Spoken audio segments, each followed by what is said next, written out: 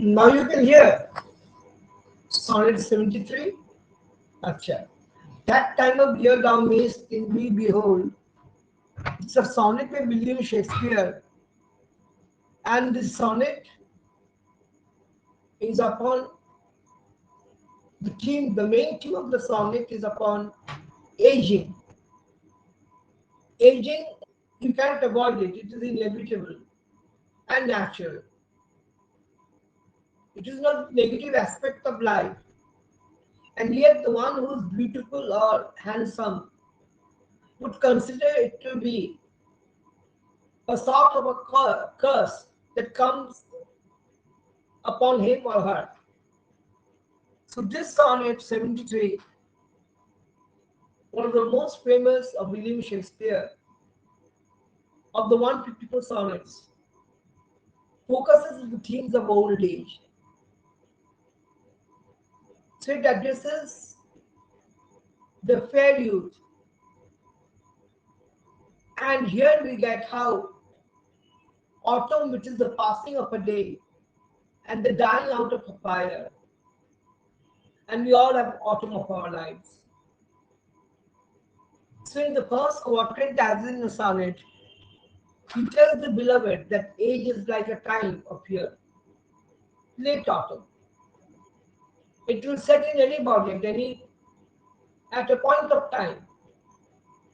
Unknowingly it will creep into you. So when the leaves have almost completely fallen from the trees, and the weather has grown cold, and the birds have left their branches, that is how the natural way of life we live in. So to love that will which thou must leave ere long, it cannot be a continuous process. It has to end somewhere else. I mean to say, with the passage of time, somewhere there will be a strain in love. So the speaker is telling the listener that not only will their love become more strong when they realize that the speaker won't be around forever, someday or the other, he or she will hear the speaker, will have to leave the passage of life. So most of the sonnet is based on metaphor instead of similes. Metaphor create a direct comparison between two things, creating a stronger contrast than a simile which is used with such words as, like, so. You've already studied in rhetoric and prosody, particularly metaphor is in rhetoric. So Shakespeare creates a pensive, sad, and mournful tone as the speaker realizes his proximity to death. Everyone of us, we want to live as long as we can. Death is a sort of a fear that grips us because we do not know after death. So you see,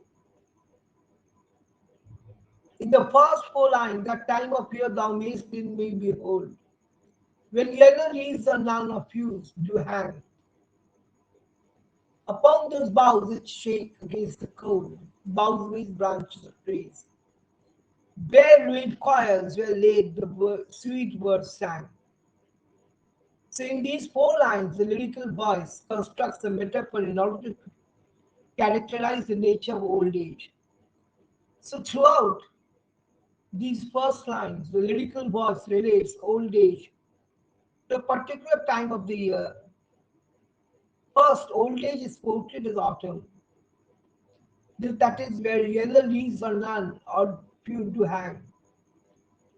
So the lyrical voice suggests that aging is similar to the moment of the year when the leaves have almost completely fallen. So that is the time when we grow old. Slowly and steadily, hair falls, or we shrink, or wrinkles form in our body. So it is something like what? The change of season, the weather is cold. Cold has already set in autumn of life, and the birds left their branches. So the metaphor emphasizes the harshness and emptiness of old age. The moment we grow old, we feel very forlorn, alone, because it appears to us, or seems to us, that we are for nobody and no one is there for us. This is absolutely true. This is the feeling that dawns upon us and makes us realize how useless a friend is life. So, this can be read especially when the lyrical voice says that boughs shake against the cold and bear ruined choirs. So, this sonnet portrays the lyrical voice's anxiety towards aging. You're all afraid of aging. You're all afraid of old age. Youth is so pleasant for us, it makes us jump hither and thither, and there is love everywhere. So in lines 5 to 8, he says that in me thou seest the twilight of such day. Twilight means the beginning of the day is twilight, or the end of the day that we say is also twilight. Usually the morning is the dawn, and the later is the dusk. As after sunset fadeth in the west, because sun sets in the west, which by and by black night doth take away, that second half that seals up all in rest. So in the next set of lines, the lyrical voice compares the process of aging to the twilight. As the lyrical voice feels troubled about aging, he or she uses another metaphor to describe how she feels towards old age. So the lyrical voice says that old age is similar to the twilight, as it can be seen in him, her. In me thou seest the twilight of such day. So in me you see the twilight. That means young age is such an age that the one who loves you will always see the twilight in you. Dusk and dawn will follow later. Dusk will follow later. The dawn will always be there when we fall in love. So then a particular scenario is described where the sun fades. As after sunset, fadeth in the west, and night approaches, which by black night doth take away. So this metaphor emphasizes the gradual fading of youth as the twilight shifts to night by and by. So in the final line, death is directly related to this particular time of the day, death's second self, and it is described as the one that brings eternal peace, seals up all in the rest. As in the first four lines, these lines portray aging as the end of a cycle. So aging is now in its complete state. So this cycle is represented by the moment of the day. Now, in me thou seest the glowing of such fire, that on the ashes of his youth doth lie, as dead bed whereon it must expire, consumed with that which it was nourished by. So in these lines, the lyrical voice compares himself or herself to ashes. When we wither from this bodily life of ours, we turn into ashes, that is, you mix with the clay of the earth, or we are consigned to flames, and what is left of us is ashes. That on the ashes of his youth doth lie. So the lyrical voice mentions that there are remains of fire in him or her. So this fire represents youth. When you are young, at that time, you're lovable, you're hot, your passion, you fulfill your passion. At that time, it means that there is fire in you, and according to the lyrical voice, it will be consumed. Again, this metaphor shows the lyrical voice troubled thoughts about aging. We are all troubled about aging, whatever we may say briefly. We are troubled by aging. We are afraid to grow old. As deathbed whereon it must expire, consumed with that which it was nourished by. With death, everything will end. So the last two lines of the couplet, this thou perceiveth, the last two lines of the sonnet of Shakespeare is known as couplet. So this thou perceiveth, which makes thy love more strong, to, to love that well, which thou must leave alone. So in the final couplet, the lyrical voice defines the purpose. The lyrical voice notices that his, her, love for his, her significant other grows stronger as he, she ages. Despite of the old age, you are afraid of your old age? And I have already reached old age and stepping towards the eternity. If there is anything as such after death. So the couplet addresses this young man, unnamed man from the fair youth sequence, thou. Thou is the fair youth. Who is the fair youth? I told it could be Earl of Pembroke, it could be Earl of Southampton. So the lyrical voice tells this young man to strengthen his love and to understand everything that he, she has said throughout. So the possibility of dying, the old age that is slowly and steadily enveloping us, makes us very insecure, afraid. So Shakespeare is famous for his praise, but for his sonnets, there are 154 sonnets, and this is sonnet 73 that we are studying. So when you look at me, you must see that time of year when yellow leaves or no leaves or just a few leaves hang on tree branches that shiver in the cold. In me, you see deserted church choirs because most of them have left. The church is now empty. There's nobody to accompany the choir. There's a song in the church, which used to hold singing bird but are now bare. You see twilight in me. You see youth in me. The part of the day when the sun has set in the west and the darkness now slowly takes over. That scares you, and so does it scare me. So, night, what is night? Night is the shadowy version of death. And so we are afraid of night because it is the night that brings everything that is airy, frightful, we are afraid of. So, here in the sonnet, we get the theme of love and old age. Sonnet 73 uses autumn twilight and a dying fire as extended metaphors for growing older. The poem makes it clear that aging and death are inevitable, but it also affirms that the person the speaker is addressing still loves the speaker just the same. In fact, this person loves the speaker even more, knowing that their time together is limited.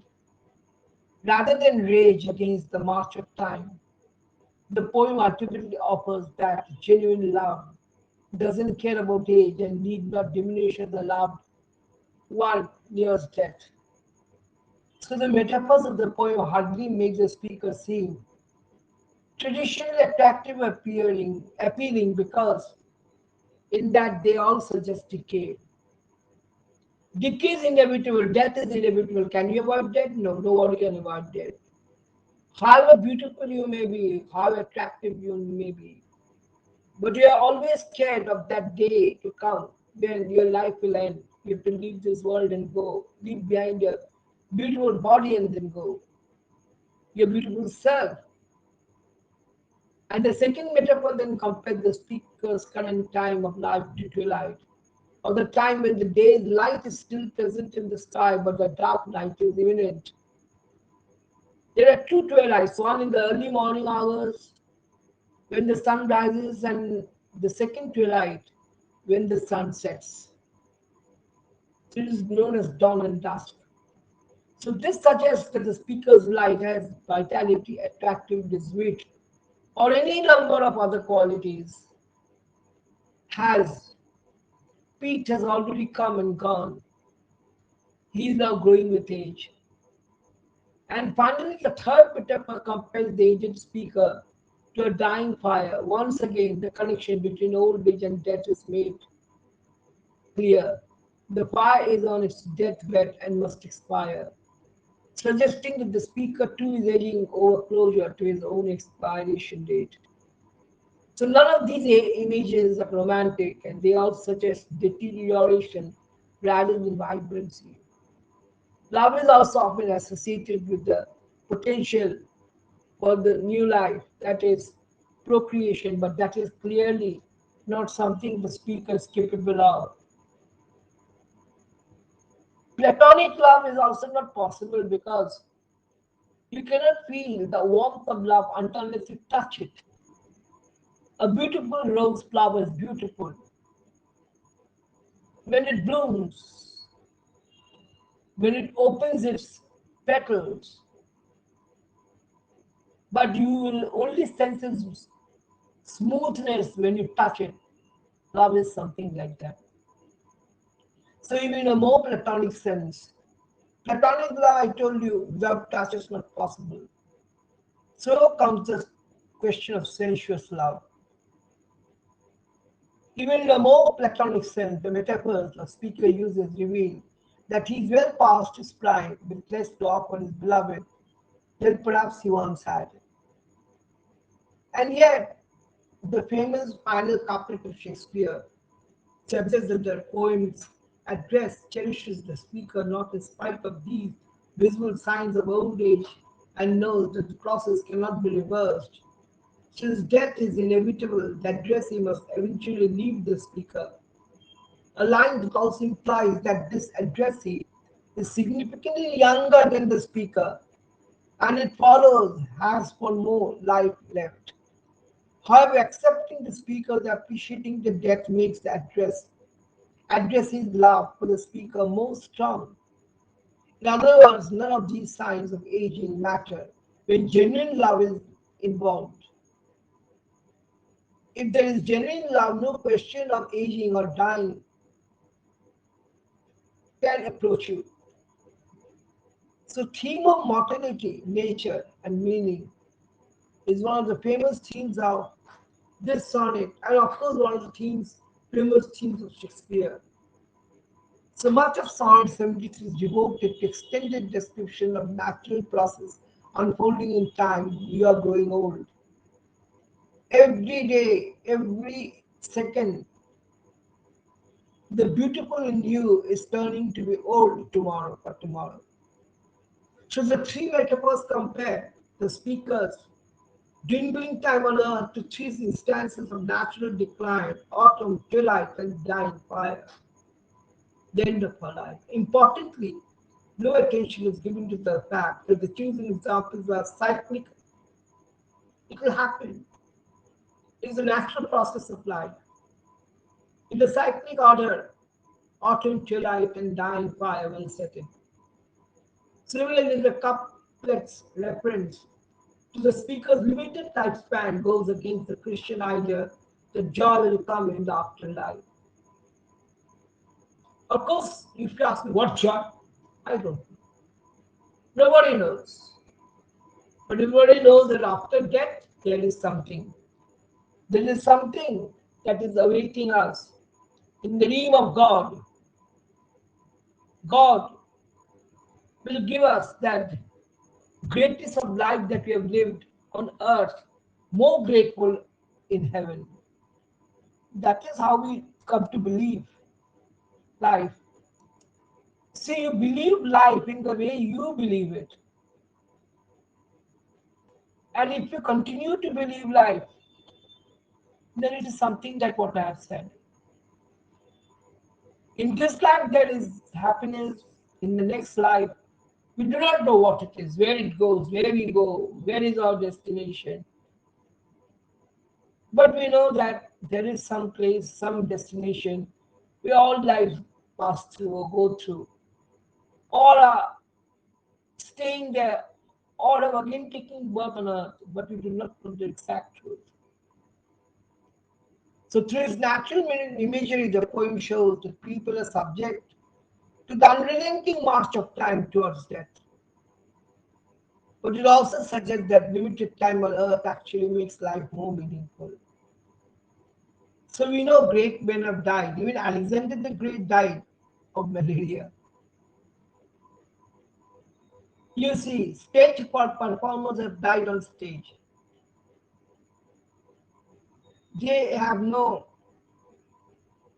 cause of pain for death because death is the only pain that have taken them away. So all great people born on earth have been born and they are now dead. So by choosing natural images to represent the speaker's aging process, the poem suggests that human life is bound by laws of nature. Can I deny nature? Can I fight nature? Can I challenge nature and say, no, I'll live a long life? No. When the time comes, I must go. The second description of twilight focuses on how the coming night is a metaphor for the speaker's approaching death. We all are afraid of night. Day is so beautiful, but night is so unknown to us. Yes, if you're leading a nightly life with lights all on, sparkling bright, then it is night is beautiful. Or otherwise, if you're left alone, all alone, in the midst of darkness, at that time you fear dark. Night is called death's second son. As sleep temporarily seals the eyes, that death will one day close forever. Can we say, I will never close my eyes? No. Then you can say, yes, there are many people who die with open eyes. And again, it is believed that the soul comes out of the open eyes. I do not know from where the soul comes, but that is the belief. So the third description of a dying fire shows that no personal element can sustain itself indefinitely. Like the fire that will soon burn out on its own ashes, the speaker will soon lie on his own deathbed. And that deathbed, he might have a house in the grave, will lie forever. Since each process of natural decay over time is metaphorically located in the speaker, the poem suggests that each metaphor reflects the inevitable decline of the speaker and the extension of all human beings. Yet, the natural processes in the poem are in fact cyclical, meaning that life will return.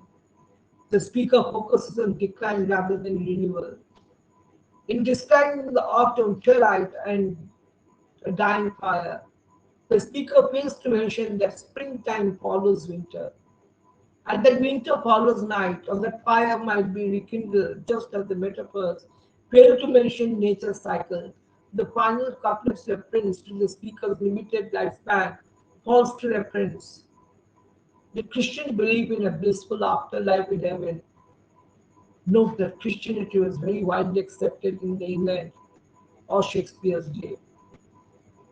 So the poem thus refuses traditional forms of consolation instead of focusing on the inevitability of decay.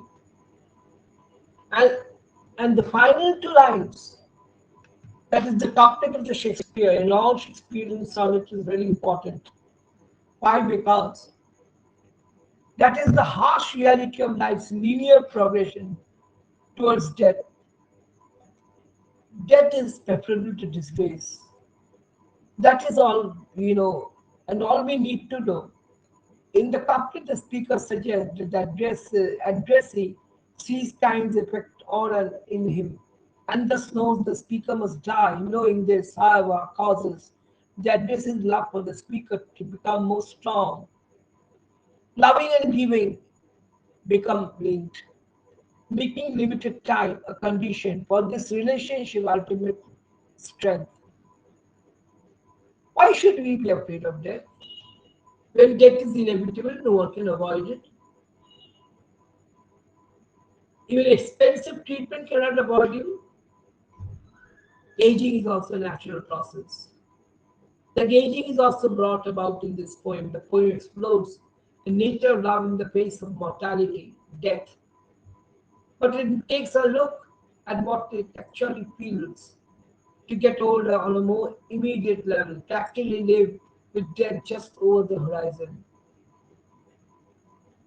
So we must be ready for that part of the time to come and engulf us and take us away from this living world once and for all to the world of eternity, which is a wonderful world which is always explained to us. The Bible says, all the scriptures, Gita says, Quran says, it's all the same. The poem first compared the speaker to a tree in late autumn. What happens to the tree? Slowly and steadily, leaves start dropping from the tree. So that is what the tree's lifespan has not has does not have the strength to keep the leaves intact in its branches. So do we. We do not have the strength to keep the life intact in us. At the same time, however, though the tree is clearly showing signs of decay with its yellow falling leaves, shivering, it may be red leaves, it may be yellow leaves, it may be faded green. It is falling from the trees against the cold around. This tree is not yet dormant for the winter. It might survive the winter or wintry spell, but the leaves will fall, making the aging process easier for the tree to understand. The tree does not understand by itself, but we understand the natural cyclic process of the truth of life. So the subsequent comparison to church choir also certainly recalls the trees, springtime youthfulness, when birds sing on its leafy branches. The speaker mourns, feels sad the bird's departure, and the deadened appearance of the tree's boughs. Leaves are falling from the trees, and the trees have become deadened without leaves, and in doing so, the speaker implicitly mourns the loss of his own youthful appearance. Aren't we ourselves afraid of losing the youthful appearance? Today, the one who's young might show up and even display his or her youth. But what about tomorrow? Think of it. If you think of the tomorrow, then you'll have patience in you. You'll have the time to think over and have patience in others and even passion for others. That is no more there in us. So this notion continues when the speaker moves on to a consideration of twilight. Twilight is a time when the brilliant finally of the setting sun is over, implying within the context of this metaphor that the speaker is now past of his prime. That is the time for him or her to leave. Yet twilight is still often considered a peaceful, reflective time of a day before the dark night sets in. As we like as we like dawn, so we love dusk. Dusk is the dark night that sets soon. And that night, for that matter, is explicitly connected to rest. The rest of life after life's fruitful life. Everyone needs rest, and so rest, and so we seek for rest in death.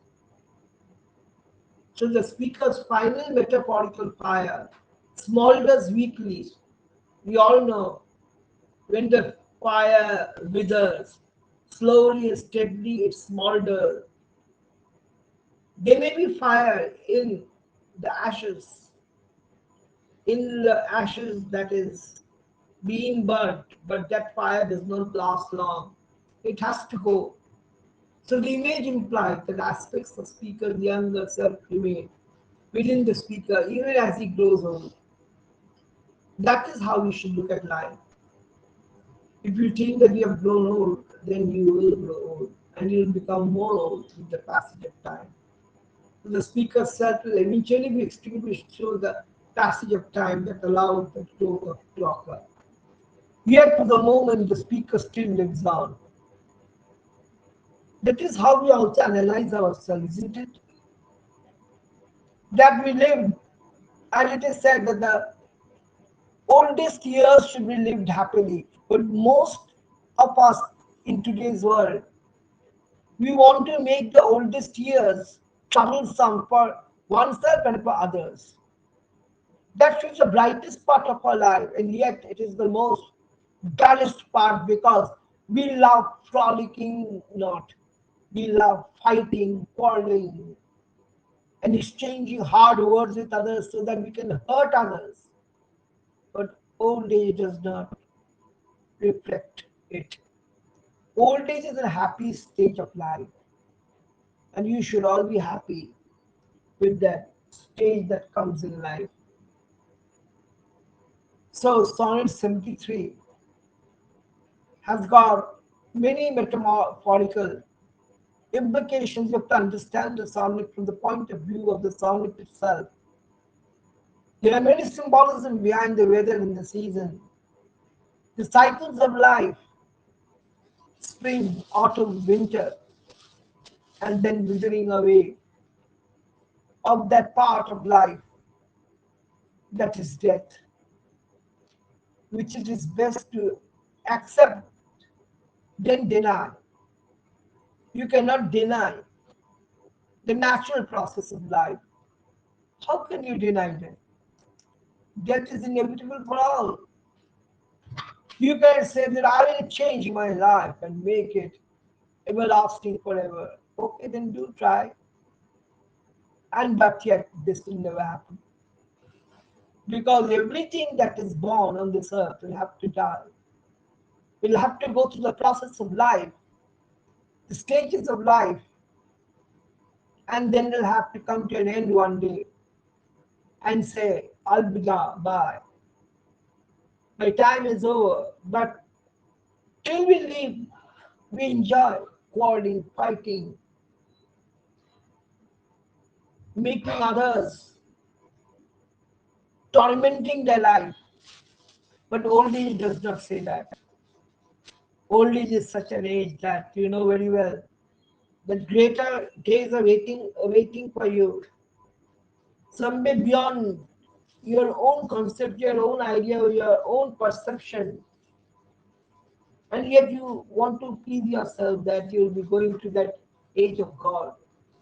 Whether God has made an age for you to reside after your hard life on earth. So there you go to and take rest. That is old age. You should accept old age in that manner. Then only you are happy. Or otherwise you cannot be happy. If you cannot make your old age happy, then your entire age that you have lived will turn sad. You shouldn't say always that God wills me to do that. I believe in God and you don't believe. And so I believe in my way. And what I do, I am right. And whatever you tell me that I'm doing is wrong. Is that you are wrong? No, old age does say that you will be always happy. So the couplet of this sonnet renews the speaker's plea for the young man's love, urging him to love well that which he must soon leave. Because you can love at the age that you have the warmth of love in you. You have the passion. You have the warmth of love, the passion, the utility of your own self. It is important to note that the couplet could not have been spoken after the first two quarters alone.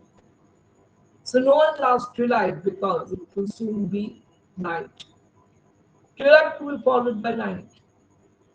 So when you are in the twilight, you'd like to live in the twilight, and that was the point wants to say in the sonnet. Instead, they took forward to morning. But after the third quarter in which the speaker makes clear the nature of his leaving Allah, the couplet is a sort of a relief, a great relief for those who would like to live a life and that Live a life will continue even after death. If that is possible, then you can say that you have lived a total life because you have lived happily. But what you know, in this modern world, we find that people love to live not happily but become very quarrelsome also in their old age. They love to be quarrelsome because they like to establish themselves that they are very, very smart enough to understand their own self. That the poet doesn't say. The poet wants us to accept the fact of life. So,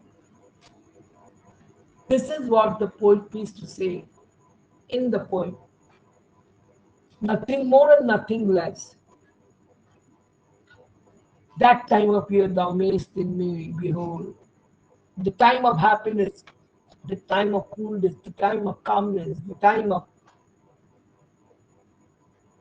enjoyable moments. You should hold to it. In other words, make hay while the sun shines. You can't make hay when it is a dull sky, no sunshine.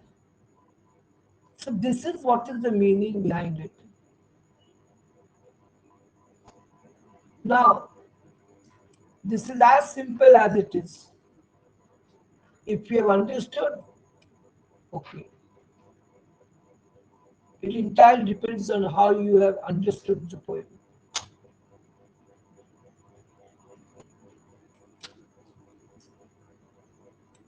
Now, I hope you have understood.